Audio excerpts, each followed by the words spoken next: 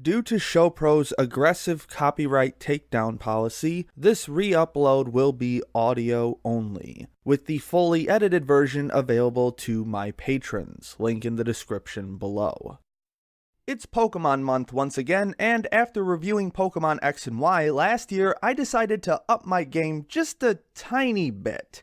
So, for the entire month of February, I'll be reviewing every single Pokemon movie to ever be released, concluding with the most recent film, Pokemon I Choose You, on February 27th, the day of Pokemon's anniversary. Of course, since there's only 20 films in Pokemon's catalog, I'll be filling up the remaining slots with other specials and short series. As for my normal analytical content, I'll also try to put out at least 2 regular videos this month, so stay tuned for those as well. Also, let's get this issue out of the way right now. I'll be watching everything dubbed up until the major voice actor change, then subbed for most everything after. Fight me in the comments if you must, but that's just how I'm gonna do it. So let's begin our Pokemon Odyssey all the way at the beginning with the very first Pokemon film, Mewtwo Strikes Back. On a remote island, a team of scientists on the payroll of Team Rocket leader Giovanni has finally created the ultimate Pokemon, a clone of Mew that they name Mewtwo. Upon seeing the arrogance of those who created him, Mewtwo destroys the cloning facility in a fit of rage, but is picked up by Giovanni to use for his schemes. After learning how to control his power but failing to find purpose in his existence, Mewtwo abandons Giovanni and sets up a base on the island of his birth. Sometime later, Ash and several other trainers receive a mysterious invitation from someone claiming to be the most powerful Pokemon master in the world, little realizing that it's actually Mewtwo luring them to his island to enact his final plans for a new vision of the world. In truth, if this movie had just been a fun fight the bad guy save the world story with no depth to it, then it would probably still pass as an extended episode of the main TV series, but fortunately this movie goes well beyond that with its tone and thematic depth. The story runs with the clone idea and takes it to the limits of what a children's film can do without getting into excessively mature territory. The question of whether or not clone Pokemon are truly more powerful than their originals is prevalent throughout the film, as the idea that Mewtwo is stronger than Mew is one of the few concrete thoughts imparted to Mewtwo by his creators before he blows them to Kingdom Come. This idea gets expounded on even further by briefly touching on the ideas of purpose and the value of life itself, and I'd love to see more children's media handle these kinds of ideas. Mewtwo being at the core of this entire film really allows these ideas to blossom. After the many wacky adventures in the TV series, Mewtwo's unbridled hatred for humans gives a welcome edge to the series to ramp up the intensity of the story. His search for purpose, culminating in a total distrust of humans, makes him a compelling villain that fits perfectly as an antithesis to the running theme of the TV series that humans and Pokemon can easily get along with each other. There aren't really any moments that make you think Mewtwo is right, but you can totally understand why he is the way he is. However, the way Mewtwo is set up also comes with one of my biggest complaints about this film. If you're watching the standard North American cut, the story opens on Mewtwo already fully developed at the cloning facility, and after a few minutes of the scientists gloating about their victory over nature, he immediately goes on a rampage. While it's still somewhat believable, it also feels a bit too abrupt, giving us the impression that Mewtwo is violent by nature. However, an additional prequel short called The Birth of Mewtwo, which was originally a radio drama aired the week before the film premiered in Japan, gives a much clearer idea of how Mewtwo developed and why he has so much pent-up emotion. Unfortunately, the short in its entirety is only found on the DVD copy of a later special called Mewtwo Returns, and only the first 2 minutes made it into the theatrical cut and initial home video cuts of the English version because producers felt it was too heavy for the American audience, which I can kind of believe because it's actually pretty damn depressing. I highly recommend checking out this short as it allows you to appreciate a more complex version of Mewtwo's character. As for everything else, the rest of the gang is pretty much as they were in the TV series. Ash's stubbornness and refusal to give up pit him squarely against Mewtwo's overwhelming power, resulting in one of the most memorable climaxes to an anime film. By the way, if you're wondering if I still cried during that scene, I'll have you know that I am an adult with perfect control over my emotions.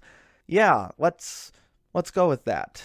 I like that. Misty and Brock mostly just play support roles in the film, and I guess it's a little disappointing that they don't really do anything that significant. And of course, what would the Pokemon anime be without the bumbling Team Rocket tagging along? Though they pretty much stay in the background for the most part to provide comedic relief. In terms of animation, this film definitely has its ups and downs. There are a lot of surprisingly cool and well animated moments throughout the film, well above the quality we're used to from the TV series. The color design is much more refined with a bit of a darker tinge to it, and there are some pretty neat shots and interesting cinematography. It's still not a great looking film, unfortunately, with a lot of the usual problems from the TV series still poking in every so often. There are also a ton of digital edits added onto the North American version that, according to the official website for the film, were put in place, quote, to give the story a more striking and dynamic presentation. Unfortunately, to an adult viewer, these elements look extremely cheap and out of place, often ruining what could have been an intensely dramatic moment. As for the soundtrack, the more orchestral pieces are extremely catchy and present different musical motifs nicely throughout the film that are well scored and memorable, though I could also be a bit biased on this due to how many times I've heard these tracks. As for the English insert songs, while they are a bit cheesy and out of place at times, I think they're just fine overall, and they can even get an emotional reaction out of me sometimes, like with Brother My Brother played over the climactic fight of the film.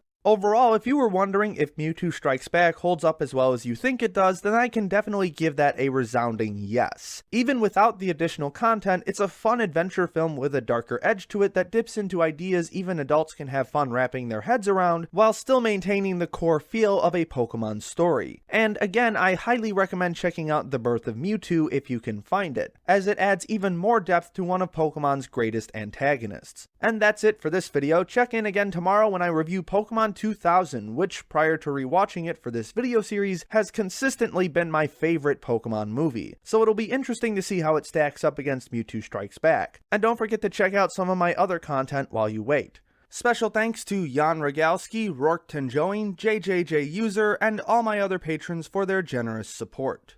My name is Ember, and I'll see you next time.